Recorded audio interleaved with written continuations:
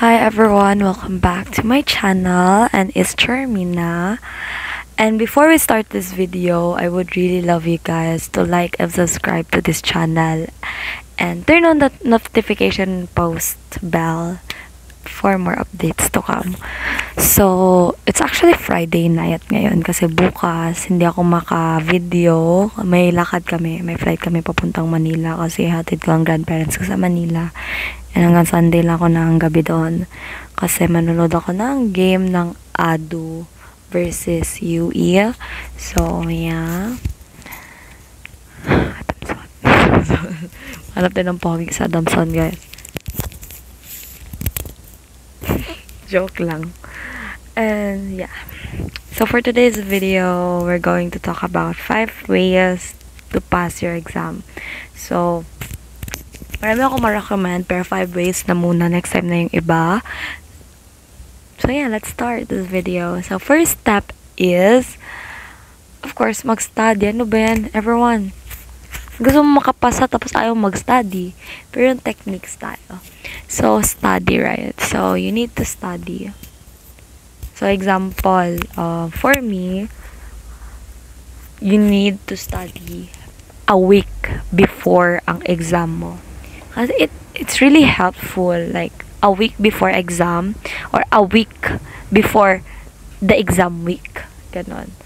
So, for me, pagstudihan mo siya from Monday to Friday, tapos Saturday, Sunday, stop ka muna dyan, rest your mind, brain.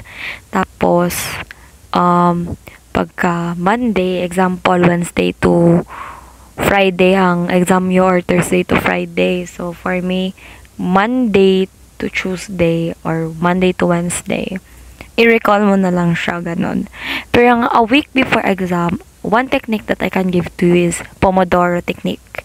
So, Pomodoro technique is, yan yung mag-timer ka. Example, 25 minutes ang timer mo. Yung 25 minutes na yun yung time na mag-study ka. And then, after 25 minutes, mag-timer ka like 2 minutes or 2 to 5 minutes na rest mo yan sa brain mo. And then, ulitin mo ulit.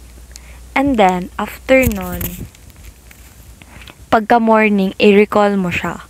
So, more example, before ka maligo, i-recall mo yung pinagstudihan mo, or before ka mag-alis papuntang school, i-recall mo yung pinagstudihan mo last night nun. And then, yung Monday to Wednesday, hindi ka na magamit ng notebook, which ang gamitin mo lang is index card, tapos yung topic yung nasa harapan, tapos yung sa likod, yun yung explanation about the topic.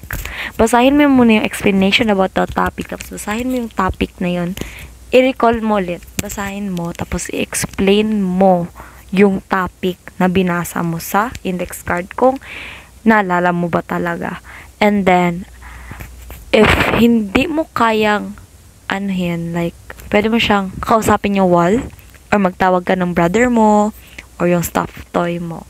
Ganun, kausapin mo yung sarili mo, yung wall, or yung stuffed toy mo. Pwede mo tawagin yung brother mo, i-explain mo sa kanya, ituro mo sa kanya kung ano, ganon. And then, second one, you need to rest. Rest your brain. You need 8 hours, diba? So, for me, like 7:30 or 8:30, dapat nakasleep ka na yan. Pero, if you want to study talaga hanggang 10 p.m. ka lang, 9 to 10 p.m., then sleep ka na. So, gising ka 5 or 6 kung 8 naman ang klase mo, you can, or malapit naman ang school, you can magising ka 5:30 or 6 a.m. yan, or if malayo ang school mo, pwede ka magising 4:30, yan. Yun siya, 4:30, then and kagaya nung a week before na study na yon, i-recall mo lang, ganon. And then yung rest, guys, 8 hours rest. Like, parang isanayin mo yung sarili mo before ka maganon. Because if you want to pass your exam, you need a full rest, because hindi magana ang brain mo if kulang ang tulog mo. Pero, kung matibay ka talaga na tao, edi go. 12 a.m. ka matulog, wag ka na lang matulog. Joke. Censored yun. Censored. And then, Kaya you need to full rest. Last time nakapasa yung, like, yung AP teacher ko before nung grade 10 ako. Sabi niya sa akin, nakapasa ako ng bar exam dahil sa pagtulog ko. Like, legit, nakapasa siya because he was so tired. He was so tired from studying. So, ang ginawa niya, nakakalat lahat ng mga study niya sa, like, sa bed. So, hinigaan niya yun, then natulog siya. Then, pagkabukas man nun ang bar exam, nakapasa siya, guys. Nakapasa siya. Lagi yun, nakapasa siya.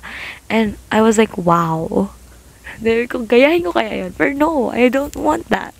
Baka hindi ako makapasa dahil doon. So, yeah. Third, prayer. Really important ang prayers, guys, because I pray before I start studying. Actually, helpful siya because God is there guiding you while you're studying. And if you pray like, Lord God, give me knowledge and wisdom na sana po, like, maalala ko lahat or ma-remember ko lahat ng sinadi ko or yung mga konting ano lang, pero malaman mo na yun talaga ang sagot kasi dahil dun sa description sa utak mo. Because God is helping you to remind, God is helping you para maalala yung mga tinadihan mo, like, ganon. So, I would recommend praying before studying, and then praying before sleeping, and then praying after waking up. So, before ka magtayo, pray ka muna. Then, before ka mag-alis ka ng school, pupuntang school, pray ka din. So, recommending na mag-pray kayo before magpasok. Everyday nyo yan, guys. Para malakas kayo kay Lord. Yes, totoo.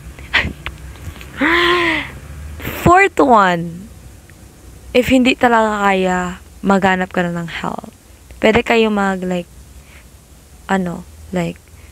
study date, gano'n ng mga friends mo sa library, or mag-study date virtual study date, or coffee date while studying, gano'n. It really helps. Then, while studying, you can listen to music. So, mas magana kasi ang utak mo kapag study ka and you were listening to music. And it's really helpful kasi ginagawa ko din yun. Playing like Taylor Swift song or yung mga geng-geng songs. Taylor Swift song, and it's really helpful. Pero lahat naman siguro ng songs helpful siya. Then, if you want to be academic achiever, mag-search ka nung academic achiever songs kasi makita mo yung high achiever. Baby, don't you see? Yun siya, makaiyak yun siya, guys. Like, totoo. And then, yeah, music. I would recommend listening to music kapag study ka it, kasi it's really helpful para mag-function yung brain mo. So, yeah. And the last one is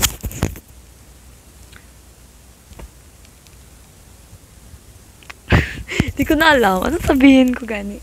The last one is be ready. Be ready. Kasi exam yan eh. The last one is be ready. Be ready about the consequences.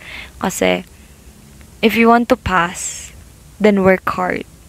Pero you need time for yourself.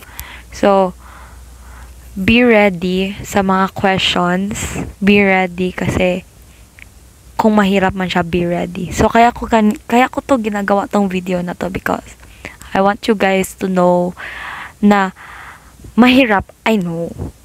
Pero I know din na kaya nyo and kakayanin nyo. I want you to study. I want you to rest. I want you to sleep. I want you to pray. And I want you to be ready. And that's the fifth one. Be ready. Kasi if you want high grades, be ready na umiyak. Be ready na mag-study and magpuyat, pero hanggang 10 p.m. lang. Pero patibay ka, hala, go! Ganon. Just be ready. Kasi I was like that before. And I was crying because of my grades. Kapag hindi ako ma-honor, iiyak talaga ako. And right now, sa first sem pa lang, I was so scared kung hindi ako ma-honor student because ang grading system ng school namin is 88 pataas dapat. Kasi kapag nagbaba siya ng 87, tanggal ka sa honor list. And I was so scared right now kasi first sem pa lang. And I'm going to cry if hindi talaga ako makasali ng honor list. Because pinaghirapan ko, pero yun lang nakuha ko. Kahit malaki pa yan, I don't care. I need high grades. So I want you to pray. I want you to study, to rest, I want to study, rest, pray, listen to music, or have study date with your friends and listen to music and be ready. Kasi guys, as a student, you know the consequences. So, yeah, I'm giving you my 5 tips para makapasa sa exam. Pero depende na lang sa inyo if makinig kayo sa akin. Kasi helpful siya sa akin. And if helpful sa inyo, pagpatuloy nyo lang. Pero if hindi, thank you for watching na lang this video. Nakatulong din kayo. Sure. So, yeah. That's all for today's video. And I hope na nakatulong siya. And I hope na makapasa kayo kasi ako, exam ko na next week kaya siya ginagawa na video. So that's all for today, guys. Thank you for watching. Before I end this, like, subscribe, and turn on the post notification bell. Bye-bye!